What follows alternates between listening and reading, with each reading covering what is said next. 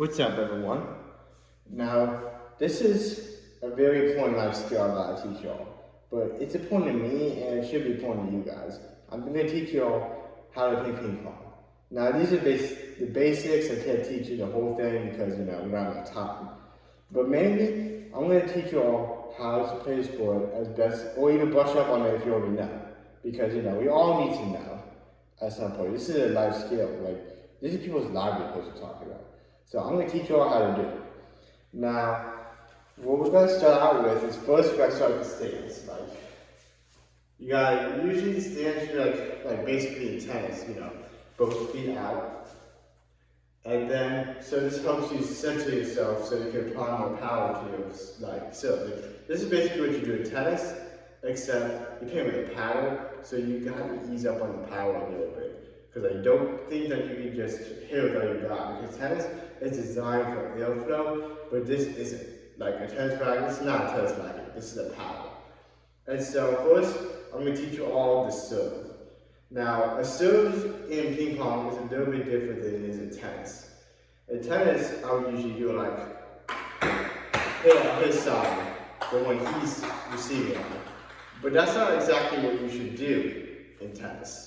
Not tennis, ping pong, my bad.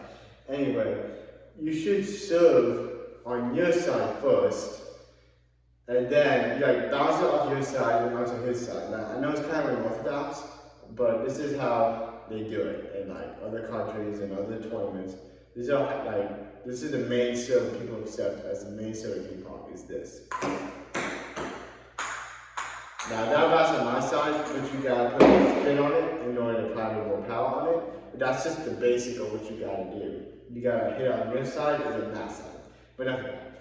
Now, once you hit a serve, you gotta make sure to receive back from the blowback. Now, usually what you should do, if it's a high, if it's like this. Now, I know that didn't land on your side, but you get the point. You're supposed to come back with a drive. That's what we call a drive. Is when you hit it back with your backward form. Now, obviously, with not as much power as I just did it, because I hit the wall on my side. But that's basically the basic idea. You try to hit it back to the drive to make sure you hit it as deep as you can so you catch them off guard. Now, that's just a backhand drive. Now, a forehand drive is this. Now, I know I hit the net, but see, that's the forehand drive. Is when you hit it back and return. And so when you hit a return, you try to hit as deep as you can. This is usually a power attack. This is a sliding attack. Now, another thing is what people do is that they usually try to, don't lob it. Whatever you do, don't lob it. But mainly, you hit like this. Now, hitting like that is obviously kind of concerning because it can come back with a power attack. But if you do this, you try to catch them off guard with a short base attack. Same thing goes for backhand. It's the same thing on both sides. An open-handed attack is usually trying to catch them off guard with a short-handed lob, so you can make them scramble. Now, the next thing I'm going to teach you all is a slice. Now, slicing in ping pong is a little bit different than it is in tennis. The motion is basically the same. You slice like this, slice downwards with your racket. But you have to slice it a little bit, you have to slice it the whole way down. With tennis, you just slice it once and it bounces off. With ping pong, you slice it like this. You gotta slice it the whole way. You gotta even your racket out. So that's a backhand slice we just did.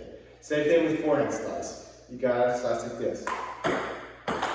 Which is basically hit like this. It's the same motion as tennis, but it's different when it comes to ping pong because you're aiming your racket a little bit more horizontal than what you would do in tennis. And so those are just the basic offensive and defensive serves. But if someone, if someone was to hit a deep hand in the top, if you're hit right here, you'll come back with a knob. But what you would do is you try to hit it back like that. You try to angle yourself for the edges. always make sure it's a dinker, like if it hits the edge of the table or it hits the sides.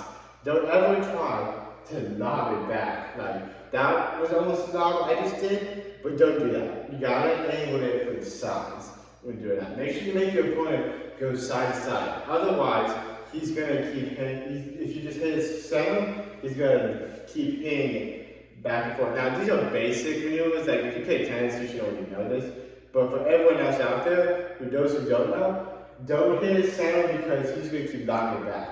Now, if your opponent does try to hit his center, what you want to do is you want to power it back. Try to aim for the sides. Basically, vice versa, the same thing.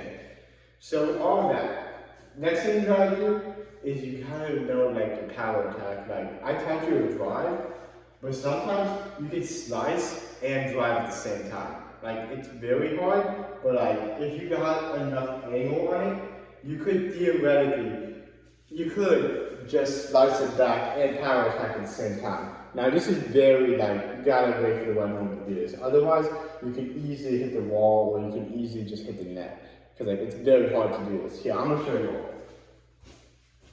My bad for being on camera range. But this is the basic idea. You gotta hit that with this much. See, I went over it because I just, I nodded it, like, and it just went over the table.